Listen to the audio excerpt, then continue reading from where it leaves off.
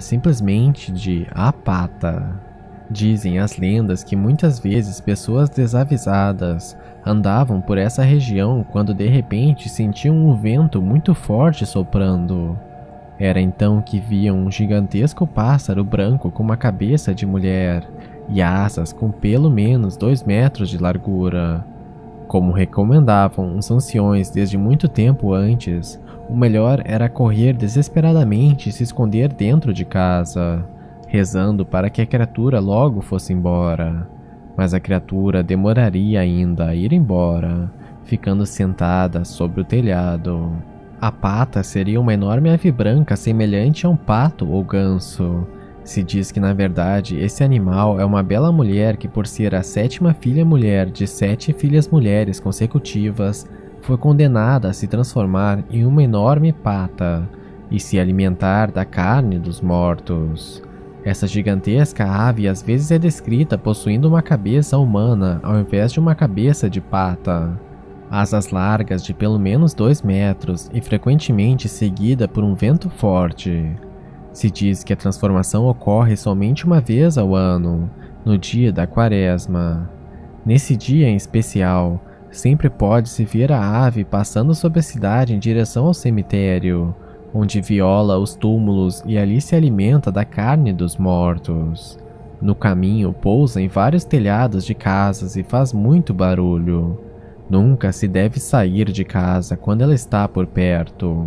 Além de que geralmente a presença dela no telhado de sua casa é um sinal de grande má sorte. Há ainda uma outra versão para essa criatura. Se diz que a pata seria uma bruxa ou feiticeira chamada de Maria Guaibira ou Maria Bacurinha. Ela habitava nas ruínas de um antigo forte, próximo ao Porto das Pedreiras, no Espírito Santo. Ali ela realizava rituais, encantamentos e pactos com demônios. Então, às sextas-feiras, se fosse noite de lua cheia, ela se transformava na pata. Então violava túmulos e se alimentava de carne humana. Além de que se diz que aproveitava para se vingar daqueles que a maltrataram no passado, muitas vezes deixando-os loucos e indo embora às gargalhadas. Morante habita. Seu nome é a Anta Esfolada. A história dessa criatura vem de muito tempo atrás, no final do século XVIII, quando na região do rio Curimataú havia muitas fazendas e ali os caçadores caçavam muitas antas, principalmente para usar o couro do animal na fabricação de itens diversos. Mas em algum momento, uma anta diferente de todas as outras apareceu e começou a atormentar os que ali viviam. Diziam que ela corria como um relâmpago, enganava os caçadores e possuía hábitos diferentes das outras antas da região. Ela rondava as casas dos moradores dali, roncando alto. Um caçador da região chegou a capturá-la em uma armadilha e tentou matá-la a pauladas. Outros dizem que ele teria tentado esfolá-la viva. De qualquer forma, a anta fugiu das mãos do homem naquele momento, deixando a sua própria pele para trás e saiu correndo desesperada. Depois disso, a anta aparecia por todo lado, roncando, pulando e percorrendo todas as fazendas e apavorando a todos. Eles acreditavam se tratar de um ser sobrenatural, uma anta encantada. Os moradores a chamavam de Anta Esfolada. Se diz que chegou um momento em que ninguém sequer ousava abandonar a segurança de suas casas durante a noite, com medo do animal. Quem morava ali dizia que o animal era guiado pelo próprio demônio, por isso ele era tão veloz e enlouquecido. Além disso, essa criatura agora possuía uma aparência apavorante. Ela não tinha mais pele, somente os músculos e o sangue. Sua cor era totalmente vermelha, da cor do sangue que corria por seu corpo. Após alguns anos de medo e pavor, os moradores desesperados chamaram um missionário para espantar a criatura diabólica.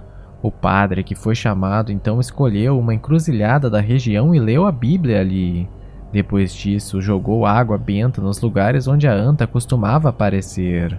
Por último, mandou que erguessem uma grande e bela cruz na estrada que a anta mais usava, e a benzeu com toda a sua fé. Depois disso, a anta expulsa de seu território teria vagado pelo mundo, esbarrando e aterrorizando pessoas em diversos lugares, mas sem nunca retornar àquela região.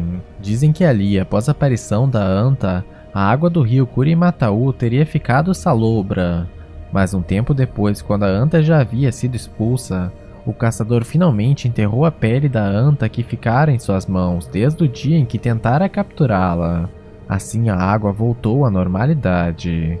Não há indícios sobre o que aconteceu com a anta ao longo do tempo, mas se ela era realmente uma anta encantada, pode-se supor que ainda pode estar por aí vagando pela mata. Seu nome é Arranca-Línguas. O Arranca-Línguas é uma criatura monstruosa que se parece com um grande gorila e ataca pessoas, animais e qualquer ser vivo que tenha uma língua.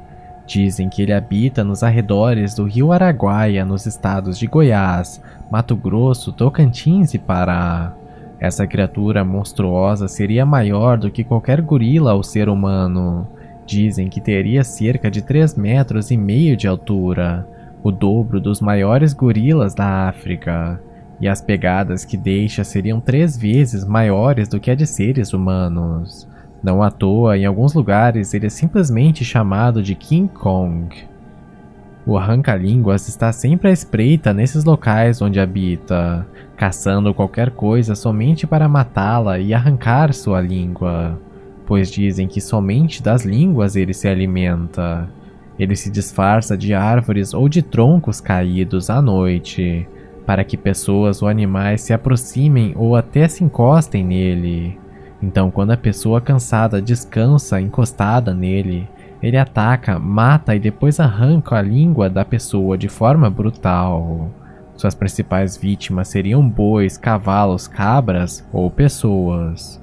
Pessoas que cruzaram a região das margens do rio Araguaia relataram ter ouvido à noite urros enormes e assustadores, além de ter encontrado marcas de pegadas gigantescas no dia seguinte. Nessas regiões, não raramente, há relatos de surgimento de vacas e bois mortos, sem nenhum ferimento com exceção da língua arrancada. Essa criatura seria muito forte, o que possibilitaria dominar suas vítimas para arrancar suas línguas sem praticamente feri-las, mesmo sendo animais gigantescos como é o caso dos bois e vacas. Normalmente, em locais onde se diz ter havido sinais de um ataque do arranca-línguas, não há rastros em volta, e nem sinal algum de luta, somente a língua ausente no cadáver. Hoje, as áreas onde essa criatura já foi relatada são evitadas pelos habitantes.